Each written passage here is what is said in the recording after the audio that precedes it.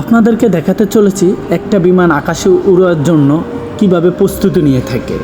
আপনারা সামনে যে বিমানটা দেখতেছেন, এই বিমানটা অল্প কিছু সময়ের মধ্যে আকাশে উড়ার জন্য প্রস্তুতি নিতেছে। সাধারণত বিমান যেখান থেকে আকাশে উড়ার জন্য প্রস্তুতি নিয়ে থাকে, ওই মাঠটা বিশাল বড় হয়ে থাকে। হয়তো অল্প কিছু সময়ের মধ্যে আপনাদের সামনে যে বিমানটা দেখতেছেন, এই বিমানটা আকাশের উদ্দেশ্যে রওনা দিবে। আমি আপনাদেরকে দেখাবো কিভাবে আকাশের দিকে উড্ডয়ন হয়ে থাকে বিমানটা। এই দেখতেছেন এখন মাটি থেকে আকাশের দিকে খুব স্পিড নিয়ে সে আকাশে উড্ডয়নের দিকে সক্ষম হতেছে এবং আকাশে উড়ে যাচ্ছে। দেখেন কিভাবে প্লেনটা মাটি থেকে শূন্যে উড়ে যাচ্ছে।